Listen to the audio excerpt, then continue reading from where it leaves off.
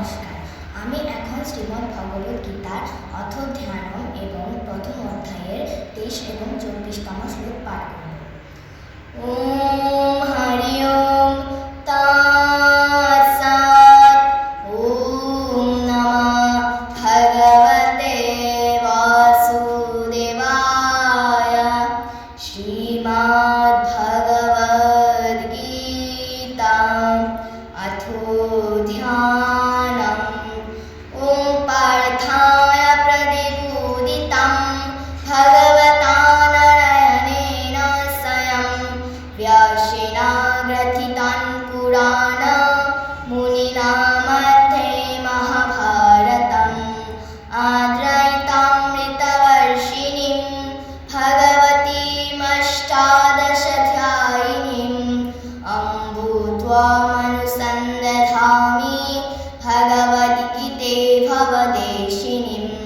नमस्तुते व्यासविशालबुद्धे फुल्लारविन्दायतपात्रनेत्र यनतया भारततैलपूर्णा प्रज्वालितज्ञानमयप्रदीपः प्रपन्ना पारिजाताय स्तोत्रवेत्रैकपाणये ज्ञानमुद्राय कृष्णाय गीतामृतदुहे नमः।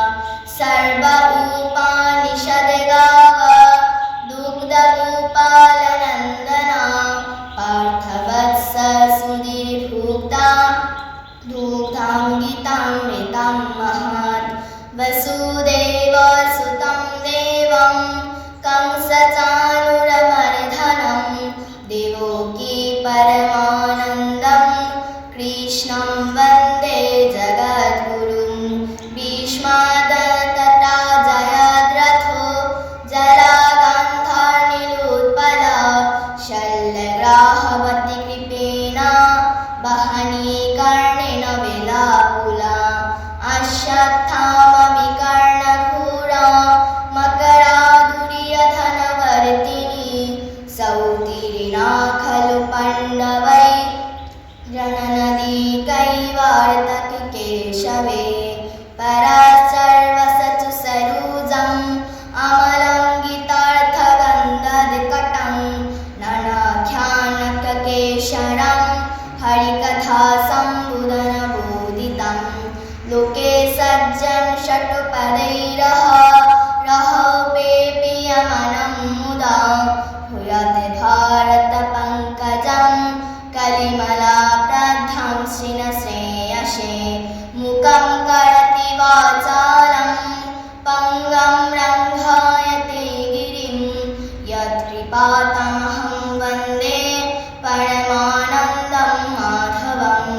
यं ब्रह्मा वरुणेन्द्ररुद्र मरुतास्तुन्द्रांसि दिव्यस्तवै वेदैः साङ्गपदक्रमा उपनिषद्गायन्ति यं सामगा ध्यानवस्थित तद्गतेन मनसा पश्यन्ति यं योगिनः यस्यन्तं न विदुषुरा असुरगणा देवाय तस्मै नमः। श्रीमद्भगवद्गीता प्रथमाध्याय अर्जुन विषादयोग। अर्जुन उवाच युत्समानन्दवेक्ष्याहं यूयते यत्र समागतः धार्तराष्ट्राय दुर्बुद्धे युद्धे प्रियचिकीर्षव।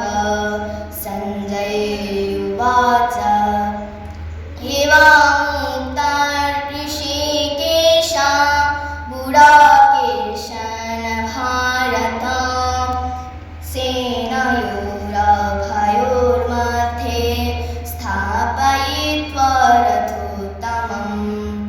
ॐ यदक्षरं परिभ्रष्टं मात्रहीनं च यद्भवेत् पूर्णं भवतु तत्सर्वं तत्प्रसादात् जनार्दन। ॐ शान्ति ॐ शान्ति। শান